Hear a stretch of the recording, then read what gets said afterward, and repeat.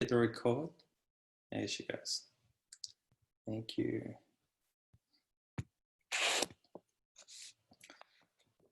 Okay, so what I was saying before, I was trying to sort of weave a little bit into the instructions there. The Buddha considered that we begin with right view, and that comparing it to the first light in the evening sky, the being the forerunner to the sun, so right view is the forerunner of all wholesome states. You know, that everything good comes from this. And just to review again, that it's not about a fixed idea about things, this view. It's a way of perceiving, a way of seeing. It's an attitude of the heart and mind. And it's a way that holds the present moment. It's a quality of holding. And ultimately then this holding then leads to this transformation of perception, of awareness, of consciousness. It doesn't transform awareness, it's always there, but it transforms perception and consciousness. So then,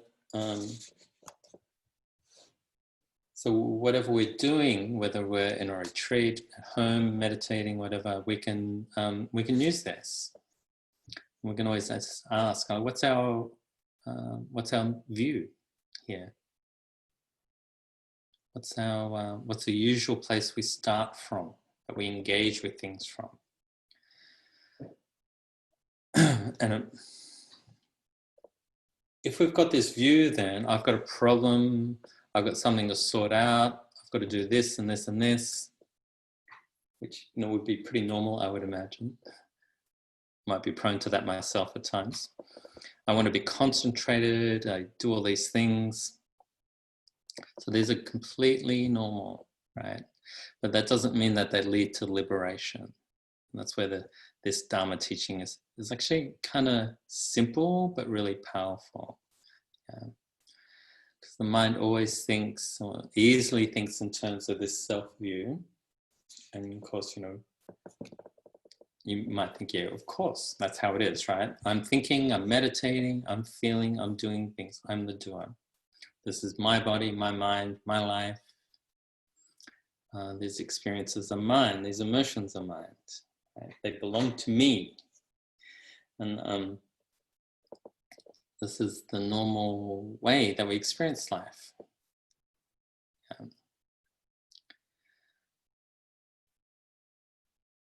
So,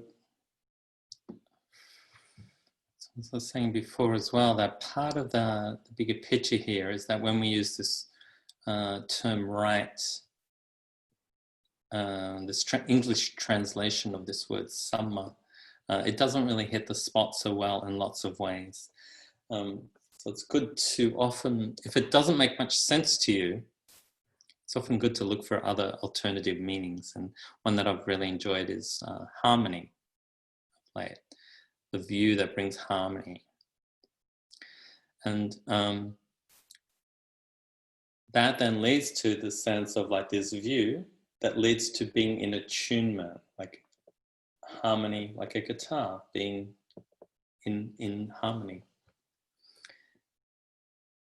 And that our view then is in harmony with reality, with nature.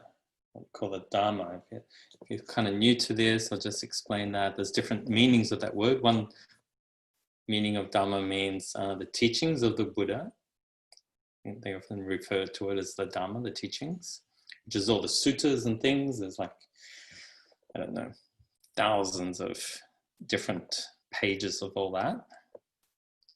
There's also Dharma as the meaning of, as it's referring to nature, the Dharma of things, the nature of things. So the two broadly speaking ways that it's used within this tradition. Within India, there's other ways that it's used as well. So then, rather than using this sense of like when we're coming into practice of, I'm someone who's going to get this thing, I'm unenlightened and that's where I have to head. core challenge here within the Dharma practice is the word I, me, and mine here. Not that we have to change these things, but it's more like a change of perception. It's like changing the perception that I'm the doer that owns all these problems, that owns also these various potentials. So if I get rid of these things, I'll be a better person in the future. And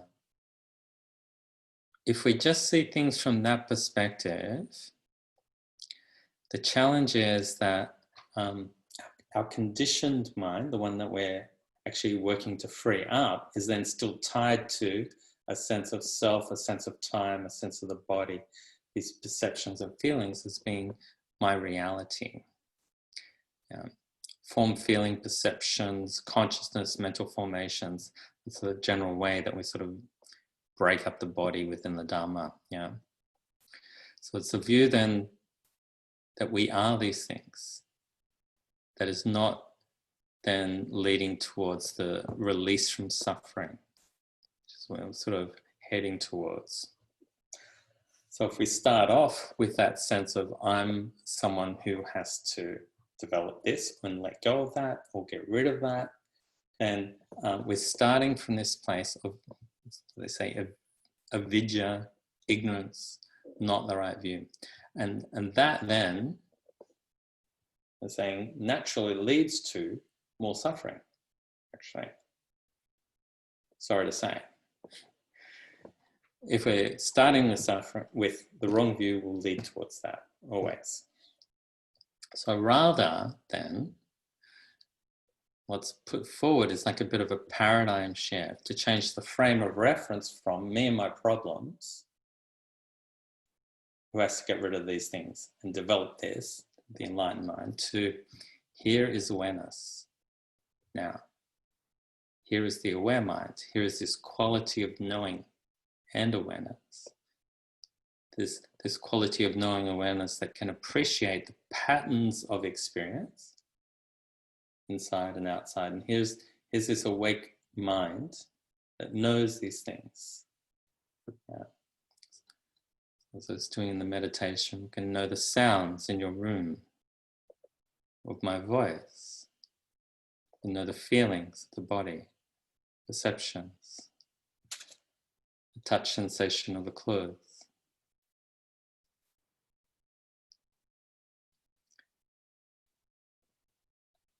And if we're coming in from this perspective then, different patterns of experience arise, they take shape, have a form, and then they dissolve in the mind. Okay? So that they're known by this quality of awareness, this vidya, V-I-D-Y-A, this knowing. And this is this awakened quality of the heart that can be present to everything that's there. As I said in the meditation, this is known as the Buddha seeing the Dharma. The Buddha not being a gendered term, it's just awareness. Yeah. Buddha inside of us, Buddha meaning awake, aware, that quality that's inside of us, that sees things, that feels things, notices these things, that's aware of these things. So, and that awareness, which knows these things, is not, it's saying, a person. Yeah. It's not a human being, because it can be aware of these things. It knows the name, but it's not the name. It knows the story of our life, but it's not the story. It knows these feelings, sounds, smells. So it knows the personal things, but it's not the person. Let this go through to the subconscious. Don't have to get it all now. So when we establish the view in this way, then, so I'll keep an eye on the time, it gives a framework for our experience, for our practice. letting go of the sense of constant improvement, of not being satisfied with ourselves somehow and having to improve that, but really, this is how it is now. This is the way things are now. There might be work to be done, for sure, there will be. You could do with some improvements, but it's not based on a self-view. It's based on Dharma, it's based on nature. So it's shifting from this sense of self-centered view to a nature-centered view. We're aware of nature as it's experienced here within us and outside of us, Dharma, nature. And as we let go of the sense of self, then there's this allowing of then peace with how things are, clarity with how things are, possibly an integration into that experience. So we're tuning in with reality. This tuning in with the reality then allows this movement in a way, or allowing peace to happen inside. We're not fighting against what's here. We're there, but we're not identifying with all these experiences inside. So like, it's a kind of challenging viewpoint. Yeah. And actually to then free ourselves from this habit of self-view, we actually have to challenge that view within us. So rather than I'm hearing something, it's then hearing is happening. Rather than I'm thinking, thought is here. I'm confused, there's an experience of confusion. We can know the confused mind. There's a knowing of that. And in the knowing that there's the way that, if we're paying real attention, we see how it arises, the way it takes shape, and then passes, and changes. Quality of, might have, I'm enjoying this, is then the perception, I'm enjoying this, arising and taking shape. So you can see it's almost like a language thing of dropping a certain part of our language for a start. So then we're starting to be aware of the sense of how we use I am, I have, I'm doing, I want, I don't want, this is mine, this is me. We notice that and kind of gently challenge that and use this quality of reflective listening. Yeah. We notice the quality of how the self is kind of created. It's a quality of self-creating happening.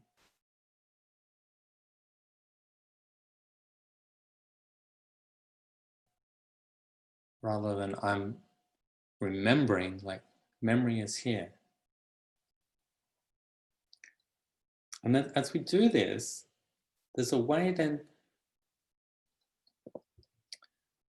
we might start to notice how there's a quality of tension and stress that goes with this self-creating. And how this self-creating, the sense of, oh, I'm doing that, creates a sense of separation from what's happening, from the experience. This I thought is subtly separating ourselves from it.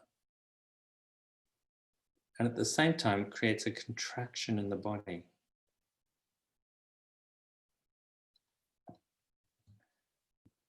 So you can just sort of play with it then and just see that.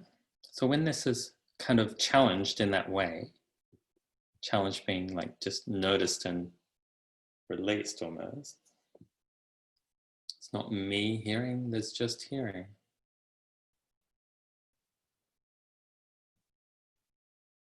And you don't, in a way, have to, given that your hearing is, okay, you don't really have to put effort into hearing, it just happens. You don't have to put effort into seeing, it's just gone, right? It's just there. We can relax fully and seeing still happens, right? Once we relax even more, we can notice, well, that actually there's awareness is here as well. We don't have to do anything about that, it's just here.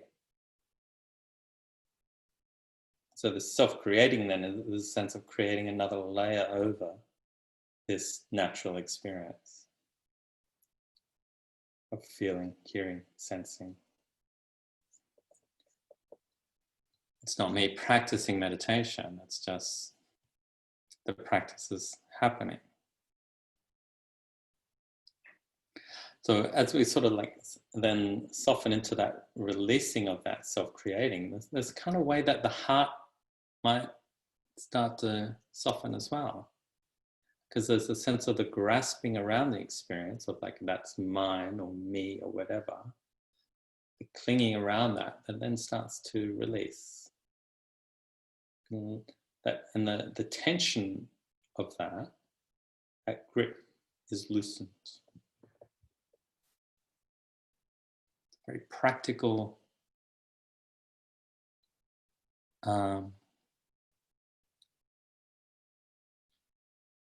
what's the word? Kind of like a enlightened self-interest thing to do. We do it for your own benefit, really. Not because we're following something, but it actually leads to something that's quite delightful and open. So with this tension dissolves even for a minute, or a second, a moment, I just notice, how does the heart feel? Just to let listening happen without that be my listening. What's that like? Is there peace here? Can peace be here with that? You notice that the sense of I comes in pretty quickly. Again, don't worry about that. It takes practice. But that sense of that release, of the tension dissolving, is that. This is where it becomes, you see how things link then. So that experience then becomes the guiding force for establishing right view. This release, this attuned view is connected to that release. And this is how we then start to think about how we bring effort into life. So when the grasping stops, there might be a sense of simplicity, spaciousness. There's no sense of self there. There's knowing and feeling. It's not necessarily a sense of my knowing and feeling. It's just there. Knowing and feeling is there. The I-ness, me-ness, mine-ness is dissolving. And so that quality of heart there that's free from grasping, free from holding on to our experience, we can let that simple delight be fully aware, conscious, present, and the kind of like the ground for our experience.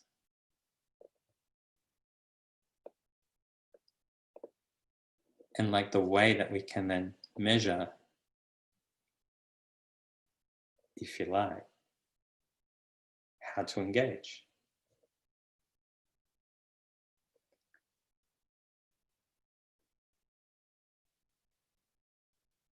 So noticing when peacefulness there, this is a guide that right view is there.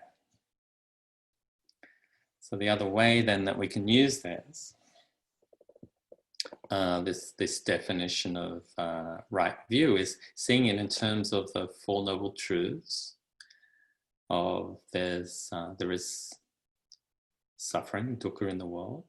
Dukkha is suffering, if you don't know that term. There's suffering in the world, there's a cause, there's a cessation to it, there's an ending to it, and there's a path leading to that as well. So when we're holding this view of releasing self, we can set that then with the framework of these truths then, so that in our experience, if there's suffering there, is there suffering? Or can we release the suffering? What was that sense of ourselves that might create and lock in that sense of suffering? So it's not whether what we experience is beautiful or ugly. It's like, is there suffering? Is there dukkha? It's not whether we like it or dislike it. Is there suffering with the experience?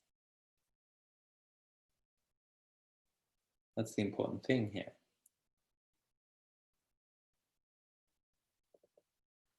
So there could be tension, stress, in the moods or feelings or whatever, but that can be there, possibly without suffering, without adding to it.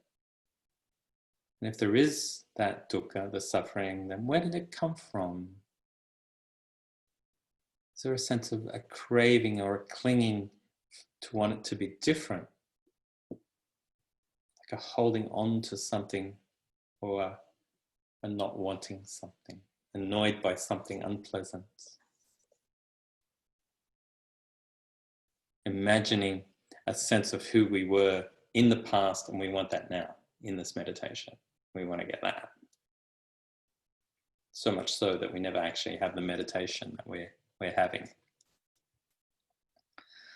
So this is where that sense of then bringing this right view into the Four Noble Truths is like we can recognize the first Noble Truth as dukkha here. There's suffering here.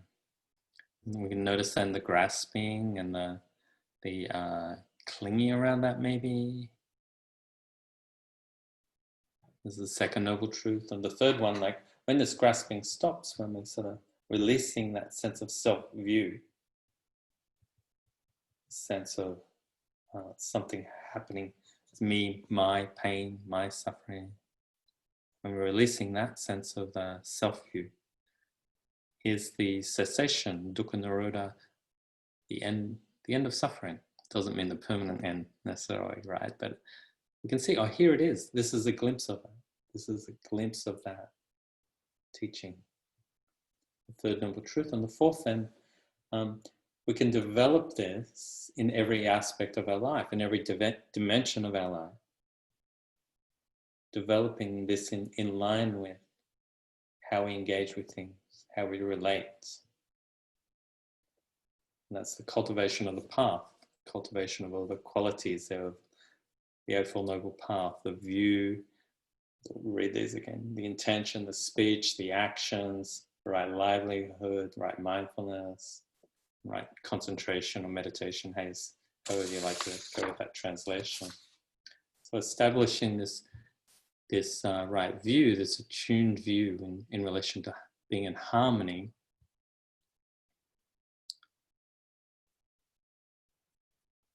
quite simply, it can be like, is there dukkha here or not? And if there is, how do I release that sense of identity with it? Release that sense of it, it's mine, that self-view. Yeah. And when the letting go has happened, I need to notice, what's peace like? If I can just let myself feel that peace, what's that like in the mind, the heart, the body? And being informed by that peace, then we then engage again It's like this cycle. Engage with wisdom, mindfulness. And that practice then is not something about fixing myself. Important thing. Not something about the future, it's about something that happens now. That's the path. Path of peace is here now. It's not some future-oriented thing. We let that beauty and power of peacefulness be the thing that drives us to ignite awareness, to ignite our effort, to bring our heart into this engagement with life. And that's kind of like how the path develops then.